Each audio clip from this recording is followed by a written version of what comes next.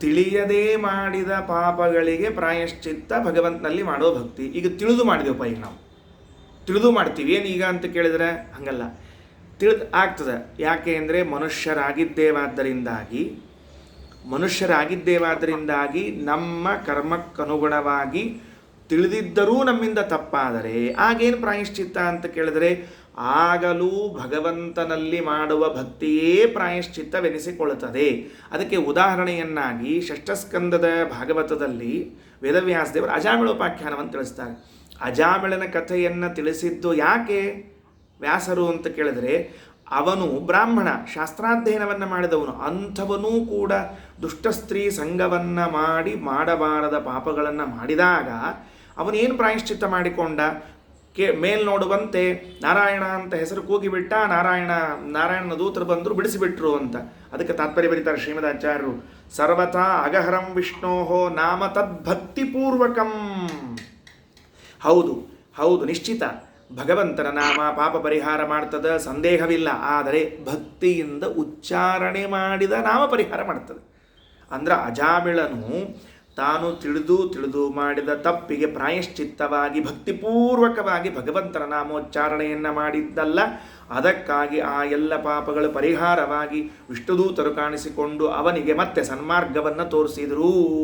ಸರ್ವಥಾ ಅಗಹರಂ ವಿಷ್ಣೋಹೋ ನಾಮ, ಶ್ರೀಮದಾಚಾರ್ಯರಂತಾರೆ, ಸಂದೇಹ ಪಡಬೇಡ್ರಿ, ಭಗವಂತನ ನಾಮ ಪಾಪ ಪರಿಹಾರ ಮಾಡೇ ಮಾಡ್ತದೆ. ಆದರೆ ಕಂಡೀಷನ್ ಅಪ್ಲೈ ಏನು ಅಂದರೆ ಭಕ್ತಿಪೂರ್ವಕವಾಗಿರಬೇಕು.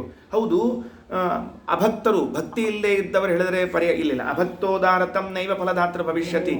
ಭಕ್ತಿ ಇಲ್ಲದೆ ನೀವು ನಾಮೋಚ್ಚಾರಣೆ ಮಾಡಿದರೆ ಫಲ ಕೊಡೋದಿಲ್ಲ. ಸ್ವಾಮಿ, ಇಲ್ಲಿ ಭಕ್ತಿಯಿಂದ ನಾಮೋಚ್ಚಾರಣೆ ಏನು ಅರ್ಥ ಹೇಳ್ಬಿಡ್ರಿ, ಒಂದ್ಸಲ ಹೇಳ್ಬಿಡ್ರಿ. ಭಕ್ತಿಯಿಂದ ನಾಮೋಚ್ಚಾರಣೆ ಮಾಡಬೇಕು ಅಂದ್ರೆ ಏನರ್ಥ? ಅದಕ್ಕೆ ಶ್ರೀಮದಾಚಾರ್ಯ ಕೆಳಗೆ ವಿವರಣೆ ಕೊಡ್ತಾರೆ. ಏನಂತಾರೆ? ನಾಮಸ್ವಾಮಿ ತಯಾ ತಸ್ಯ ಸ್ಮರಣಂ ಜಾಯತೆ ಯತಃ ಭಕ್ತಸ್ಯಾತೋ ನಾಮಕೀರ್ತಿ. ನಾಮಸ್ವಾಮಿ ತಯಾ, ನೆನಪಿಟ್ಟುಕೊಳ್ರಿ, ಆ ನಾಮೋಚ್ಚಾರಣೆಯನ್ನು ಮಾಡುವಾಗ ಇದು ದೇವರಿಗೆ ಮಾತ್ರ ಸಂಬಂಧಪಟ್ಟ ನಾಮ.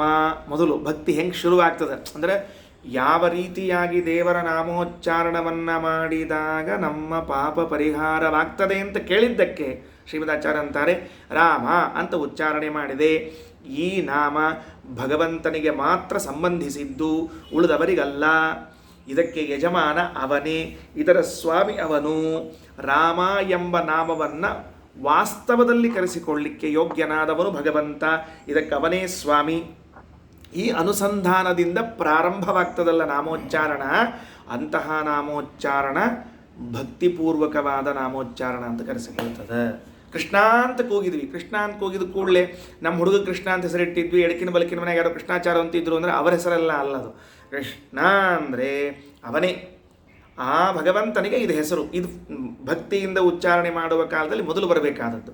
ಹೀಗೆ ಬಂತು ಅಂದರೆ ಆ ಭಕ್ತಿಯಿಂದ ಉಚ್ಚಾರಣೆ ಮಾಡುವ ನಾಮೋಚ್ಚಾರಣ, ನಾವು ಮಾಡುವ ನಾಮದ ಉಚ್ಚಾರವು ನಾವು ತಿಳಿದು ಮಾಡಿದ ಪಾಪಗಳನ್ನು ಪರಿಹರಿಸಲು ಸಮರ್ಥವಾಗಿದೆ ಅಂತ ಶ್ರೀಮದಾಚಾರ್ಯ ಮತ್ತೊಂದು ಕಡೆಗೆ ಭರವಸೆಯನ್ನು ಕೊಡ್ತಾರೆ.